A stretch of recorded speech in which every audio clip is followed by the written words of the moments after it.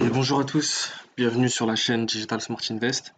Alors on se retrouve aujourd'hui pour faire un petit brief sur le Bitcoin, pour regarder du coup qu'est-ce qui s'est passé par rapport à cette grosse hausse qu'on a eue et pour regarder un petit peu les métriques aussi et l'évolution des liquidités de la Fed par rapport au discours de Powell d'hier et des chiffres du chômage qu'on a eu aujourd'hui. Alors on commence comme d'habitude avec le Fear and Greed Index. Alors, Fear and Greed Index, ça y est, on est revenu dans le grid d'une traite. Donc, pour rappel, avant-hier, on était donc au niveau de 48. Et voilà que, donc, en une journée, 2 jours à peu près, on est passé directement sur le grid. Alors, pour rappel, le scénario que j'avais moi personnellement par rapport à cette hausse qu'on a du coup depuis le 10 janvier, donc par rapport à ce retour de capitaux sur les marchés et marchés crypto-monnaies après cette sous-évaluation due au paradigme de 2022, de montée de taux, de nouvelles crises, etc. Donc c'était comme énormément de flux qui se trouvent donc sur les marchés de crypto. On a toujours donc des mouvements en 3 temps. Ça a été théorisé par les vagues d'Elliott. Donc généralement sur des marchés, sur les gros mouvements de marché, on a toujours donc 3 vagues dans le mouvement, 2 vagues de correction. Donc vague 1, vague 2, vague 3, etc. Ça peut se voir donc par exemple ici. Donc sur toute cette baisse, qu'est-ce qu'on a eu? On a eu du coup la première vague, la deuxième vague et la troisième vague. Avec du coup toujours 2 vagues de correction entre les 3 vagues. Donc c'est ce que j'attendais ici. J'attendais du coup la première vague, la vague de correction, la deuxième vague, la vague de correction. Et on a peut-être eu le début de la troisième vague. Maintenant, il y a aussi je possède aussi une autre manière de regarder les mouvements de marché, est-ce qu'ils sont terminés ou pas, surtout sur les marchés crypto, qui sont des marchés qui sont drivés par les sentiments, c'est du coup le Fear and Greed Index. Donc généralement, les mouvements de marché haussiers comme baissiers se terminent dans les extrêmes. C'est-à-dire que tant que, pour moi, on n'est pas arrivé dans l'extrême grid, qu'on n'y est pas monté au moins au niveau des 80 comme on a eu donc sur les marchés actions, au niveau du S&P, tant qu'on n'est pas dans ces niveaux-là, je pense que cette hausse qu'on a eue n'est pas terminée. Comme par exemple pour les baisses qu'on a eues, on a toujours fini dans l'extreme grid jusqu'au niveau des 30, voire des 20. Donc, qu'est-ce qu'on a eu hier et en 2 jours et quelques. Donc on est repassé au niveau du grid déjà, et puis on est monté très très vite au niveau des 65. On va peut-être atteindre l'extreme grid. J'attends probablement le niveau des 80. Pourquoi? Parce que c'est le niveau, on va dire, médian dans l'extreme grid, et c'est là où le S&P a commencé à corriger. Donc c'est possible qu'on y aille, étant donné que voilà, on a eu une hausse d'à peu près 10% sur le Bitcoin en une journée. Donc c'est possible que la plupart des personnes qui voilà, se disaient je vais attendre pour investir sur le Bitcoin, donc je vais attendre sous cette zone, ou peut-être les 22 000 ou les 20 000, se disent bon bah au final je vais commencer à investir dessus à ce niveau-là, j'attends peut-être une petite correction, mais si les prix continuent à monter, bien évidemment, bah vous allez avoir toujours cette espèce de FOMO qui fait que voilà ça continue à monter, donc au final j'investis parce qu'il est possible que ça ne revienne jamais sur ces zones de prix comme on a eu donc par exemple les personnes qui attendaient un retour sur les 18 000 n'ont au final jamais pu investir sur les 18 000 et auraient dû investir donc dans cette baisse qu'on a eu là. Alors moi personnellement, pour rester un petit peu sur les mouvements précédents, donc j'avais cet order block que j'avais donc noté sur mes vidéos, enfin je vous en avais parlé depuis peut-être 3 semaines, donc ça faisait voilà depuis mars que j'attendais un retour dessus. On a eu le retour dessus. À partir du moment où on a eu le retour dessus, moi je suis rentré en marge donc sur le Bitcoin avec mon stop loss donc placé sous l'order block donc au niveau des 23 900. Maintenant, étant donné le mouvement qu'on a eu juste ici, j'ai commencé donc à prendre des profits au niveau du haut du canal. Donc je fais toujours dans le canal haussier, je prends la médiane du canal. Voilà, on va dire à ce niveau-là. Alors c'est pas vraiment parallèle. Hop, donc je prends la médiane du canal, arrivé sur le haut du canal, donc je commence à prendre des profits au moins pour payer mon stop loss si jamais on y revient, et surtout pour prendre un petit peu de profit parce que généralement la prise partielle de profit pour payer le stop loss, je l'ai fait directement dans le retour du canal haussier. Maintenant que on est arrivé en haut du canal, j'ai pris une deuxième petite prise de profit. Mais bien évidemment, ce n'est pas du tout là que je vais prendre la totalité. Parce que pour rappel, moi j'attends le retour sur la zone de prix. Donc premièrement le retour aux moyennes. Retour à la moyenne, ce serait du coup un retour au niveau des 32 000. Alors, attendez, c'est pas la bonne moyenne. Bon, en tout cas, je vais faire les réglages plus tard. En tout cas, comme j'avais expliqué, j'attends un retour au niveau de cette zone de prix, donc au-dessus du gap, donc traverser le gap qu'on a eu. Du coup, enfin ce gap qui a été fait par quoi? Par du coup un mouvement baissier qui était dans l'extrême fear. Donc on pourrait repasser au-dessus de ce gap grâce à l'extrême grid. Bien évidemment, on est toujours en période estivale, on a toujours extrêmement peu de volume sur les marchés et on a aussi très peu d'acteurs qui traitent sur les marchés et surtout très peu de supply qui est possédé par les exchanges. Maintenant, on a eu des bonnes news qui ont provoqué donc la hausse du prix avec les fameux ETF spot de BlackRock qui devraient arriver et du coup on a énormément d'autres acteurs qui commencent à proposer des ETF spot, donc ça a fait qu'il commence à y avoir une forte demande des institutionnels sur le Bitcoin et surtout au niveau du spot. Donc ce qui peut être très intéressant pour le prix du Bitcoin. Mais bon, au niveau des metrics, donc on a vu que on attend de rentrer dans l'extreme grid pour une vraie prise de profit. Au niveau de la capitalisation boursière, donc on est repassé au-dessus des 1000 milliards d'euros. On est même à 1100 milliards. Au niveau des volumes, donc on a eu plus 10%, mais là après, il y a aussi énormément de volume dû à la prise de profit qu'il y a eu à ce niveau-là. Donc prise de profit qui était juste en dessous pardon, de la résistance. Je pensais qu'on irait quand même au-dessus, histoire de prendre les ordres short pour qu'il y ait du coup un échange de contrepartie s'il y avait des gros ordres qui devaient prendre des profits, mais non, même pas. On s'est stoppé en dessous, ce qui est très intéressant à surveiller. Et du coup, au niveau des news échos, qu'est-ce qu'on a eu aujourd'hui? Donc on a eu les fameux hausses de taux donc au niveau de la Banque centrale anglaise. L'allocation initiale de chômage, donc on a 2000 personnes de plus en attente de rentrer au chômage. Donc ce qui est intéressant, on voit que voilà, le marché de l'emploi commence à réagir aux hausses de taux. Au niveau des ventes, on voit que le marché immobilier lui réagit bien, malgré ce qui a été dit par pas mal d'économistes. Et au niveau du témoignage de Powell, donc on a entendu que voilà, il y allait probablement avoir deux nouvelles hausses de taux, mais encore une fois, est-ce que ça va vraiment être fait? Est-ce que c'est pas plus un message politique? C'est ce que nous verrons. En tous les cas, donc l'inflation, elle, continue vraiment de chuter. Donc on a rechuté par rapport à hier, on est au niveau des 2,39. L'overnight repo rebondit, donc on avait amorcé une belle hausse, mais voilà, on voit qu'on a un petit rebond. Pourquoi? Parce que du coup, les bons du trésor qui ont été levés, donc il y a eu la première levée des bons du trésor par rapport à la hausse du plafond de la dette qui a été faite. Donc je pense que certains auraient voulu en profiter, n'ont pas pu, du coup ils remettent des capitaux dans l'overnight reverse repo.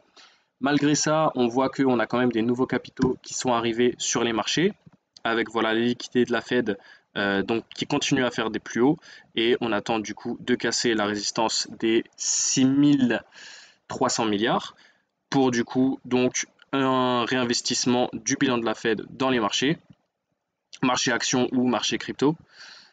Au niveau de l'inflation, on a vu, donc on a toujours une inflation qui continue à chuter. FedWatch donc on voit que on avait donc 77 d'institutionnels qui priçaient une nouvelle hausse. On voit que voilà, on est à 76,9. Bon, c'est pas, il n'y a pas beaucoup de mouvement dessus. Dans tous les cas, c'est dans 35 jours, donc c'est pas pour tout de suite. Au niveau de l'altcoin season, on avait cette volonté de réinvestissement sur du coup les altcoins. Pourquoi? Dû au fait qu'on avait probablement atteint le terminal rate. On voit qu'au final, c'est peut-être pas le cas, qu'on va certainement avoir des nouvelles hausses de taux. Et en plus de ça, on a du coup la demande sur le Bitcoin qui a explosé dû à l'ETF spot qui a été demandé par BlackRock. Et voilà on commence à repasser donc au niveau des 8. Donc on est passé de 20 à 8 en une journée. enfin voilà, en une journée et demie on va dire. C'est ce qu'on voit aussi au niveau d'Ethereum Bitcoin. Donc Ethereum Bitcoin, on avait cette volonté de l'Ethereum de repasser au-dessus des niveaux des 50. On voit que voilà, ça a complètement toute cette hausse donc, qui avait pris quasiment 2 mois à être faite, a été ravalée d'un coup. Mais bon, personnellement, comme j'avais expliqué, je pense toujours que dans un système, dans un environnement économique plus stable, je vois beaucoup plus d'allocation de capitaux sur Ethereum que sur Bitcoin. Pourquoi? Parce que Bitcoin, c'est plus un hedge par rapport au système financier que un vrai investissement sur de l'innovation. Et l'innovation blockchain se trouve surtout sur Ethereum plutôt que sur Bitcoin. Donc, tant qu'on aura ce problème de continuation d'augmentation des taux et de risque sur le système financier, c'est sûr qu'on aura toujours donc plus de capitaux investis sur Bitcoin pour la spéculation que sur Ethereum ou sur les autres altcoins. Mais si en plus là on a rajouté le fait qu'il y ait l'ETF spot de BlackRock qui a été demandé, donc ça a fait complètement casser la trailline qu'on avait à ce niveau-là. Mais ça reste pour moi des niveaux intéressants pour échanger ces bitcoins contre du coup des Ethers. Au niveau des charts, alors on voit que voilà, on a réintégré donc le canal haussier, qu'on s'est arrêté au niveau du haut du canal et que on commence donc à corriger. On commence à corriger maintenant. Je voulais voir en perspective les mouvements qu'on a eu par rapport au dollar pour voir, parce que généralement vous avez toujours cette corrélation entre chute du dollar et hausse du bitcoin. Donc on voit à ce niveau-là que hop, on a toujours eu donc cette corrélation entre les deux et on voit que là ça n'a pas totalement été le cas. Donc on voit que vraiment en fait la hausse qu'on a eu sur le bitcoin, ça n'a pas du tout été une chute sur le dollar. Pour preuve, on a eu ici une chute sur le dollar, pourtant le bitcoin n'a pas vraiment performé. Et voilà que ici, donc, on a une stagnation au niveau du dollar, mais on a vraiment une hausse au niveau du Bitcoin. Qu'est-ce que ça veut dire? Ça veut dire qu'on a des nouveaux capitaux qui étaient déjà présents sur le marché, qui s'investissent dans Bitcoin.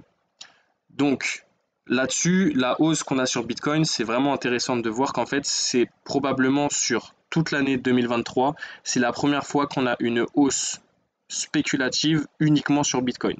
On avait eu la hausse au niveau de la faillite de Silicon Valley Bank, mais c'était une hausse sur les capitaux, donc comment on appelle ça déjà? C'est les risk-off. Donc on a eu des capitaux qui sont investis sur le dollar, on a des capitaux qui sont investis sur l'or, et on a des capitaux qui sont investis sur le Bitcoin. Là, c'est la première fois qu'on a une news où il y a uniquement Bitcoin qui récupère des capitaux. Bien sûr, les autres cryptos en profitent également. Donc, comme vous avez le pop à Bitcoin qui commence à pump, on a du coup les autres cryptos qui commencent à pump également. Mais en réalité, je pense que la hausse qu'on a eue ici, autre qu'un short squeeze, et on va regarder, c'est pas du tout le cas au niveau des metrics, c'est vraiment une demande donc spéculative qu'on a eue sur Bitcoin due à une news macroéconomique. Et on peut le voir, hein, on voit que ici donc on avait eu énormément de volume pour faire cette hausse. On voit que là cette hausse a été faite avec quasiment 10 fois moins de volume qu'on a eu juste là. Donc ça prouve bien que on n'a pas de volume au niveau des marchés. Donc cet été, comme énormément d'été, généralement on a peu d'institutionnels qui sont présents, c'est surtout des algos et des particuliers. Donc pour vous dire que on a très peu de capitaux qui s'investissent et pourtant on a un prix qui pump de cette manière-là. Donc ça veut dire deux choses. Premièrement, qu'on a très peu de supply disponible au niveau de Bitcoin. Donc dès qu'on a une petite demande qui commence, on voit que Bitcoin pump énormément. Pourquoi? Parce qu'on a peu de vendeurs. Et en plus de ça, ça veut dire que on a toujours très peu de volume présent sur les marchés. Donc si demain on a un retour de ce type de volume sur les cryptos, on peut se dire que le gap ici, donc qui est un gap d'à peu près 5000 points peut être traversé en une journée, comme on l'a fait ici. Donc ici, en une journée, on a fait 4072 points. Donc on voit ici qu'on a un gap qui peut être traversé comme on l'avait fait pour ce gap-là, qu'on a traversé voilà, en 3-4 jours, même pas, on a fait du coup toute cette hausse. Ça peut être fait de la même manière. Maintenant, le souci que j'ai avec cette hausse, c'est qu'en réalité, elle n'a servi qu'à une chose, c'est retourner dans le canal haussier qu'on a depuis longtemps. Et ça suit du coup la théorie que je porte toujours depuis quelques mois, qui est que voilà, on a les exchanges qui essayent de se recharger en supply et surtout de créer énormément d'ordre. Pourquoi? Pour du coup se préparer à la traversée de ce gap, soit à la rentrée, soit du coup au niveau de août, si on aurait donc probablement la dernière hausse de taux. Donc voilà, il nous faut encore une news, mais là ce ne sera pas une news spécialement sur Bitcoin pour traverser ce gap, ce serait une news donc macroéconomique. Pourquoi? Parce que ce gap est présent sur quasiment toutes les cryptos, également sur Ethereum. Maintenant, quand on voit au niveau du S&P, on voit que le S&P, comme le Nasdaq, comme beaucoup d'indices, ont ça y est dépassé donc leur résistance annuelle. On voit que Bitcoin, malgré ce gros move haussier, n'est au final juste revenu dessus.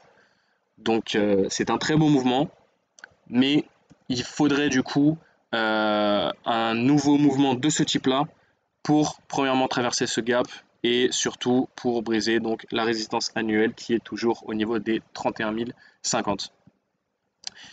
Donc au niveau de ceux qui parlaient d'un short squeeze, donc c'est ça que j'ai surveillé et ça a été très intéressant à surveiller. C'est qu'on a eu en fait très peu de shorters qui ont été sortis. Pourquoi très peu de shorters qui ont été sortis? Parce qu'en réalité, les shorters n'étaient pas déjà présents sur le marché. Comme par exemple ça a été le cas à ce niveau-là.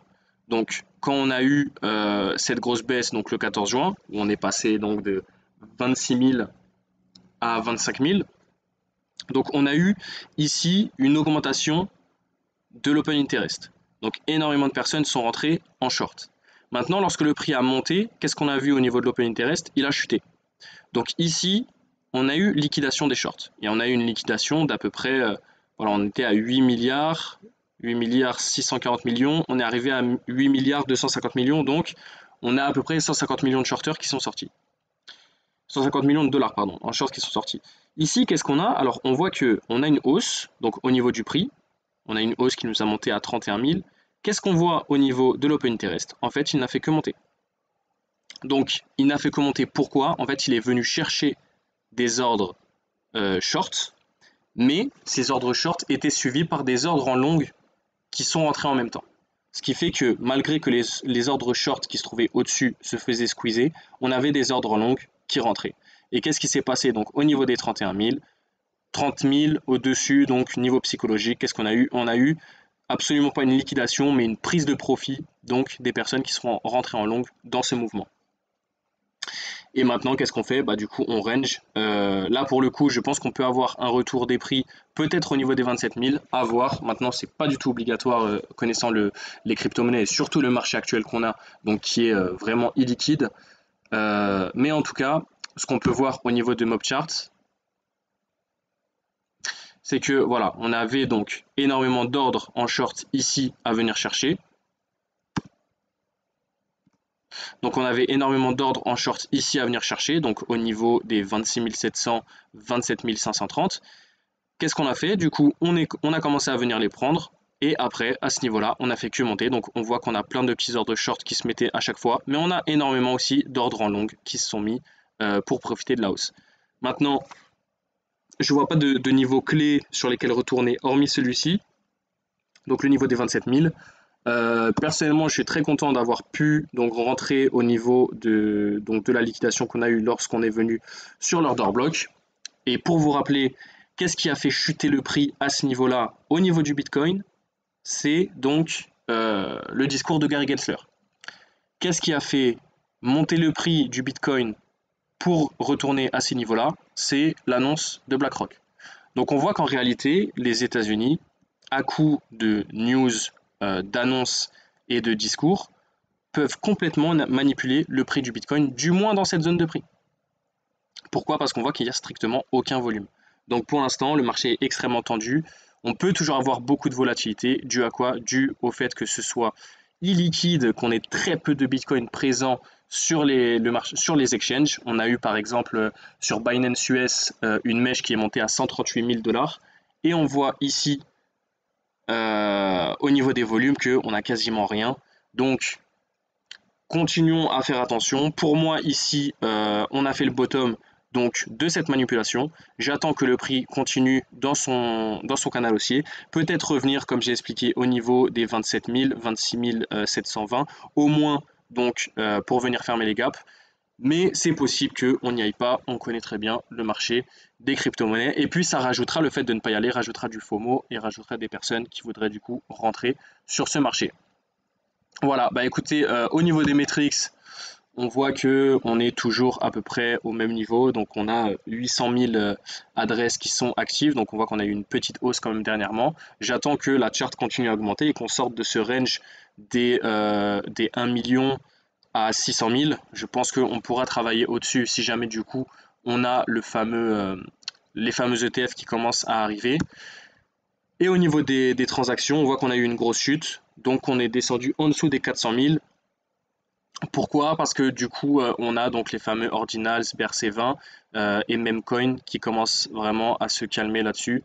Les gens commencent à comprendre que voilà, c'est intéressant de spéculer dessus quand on a du cash, mais malheureusement, on est en stagflation. Stagflation veut dire l'argent est présent là où on peut surperformer l'inflation.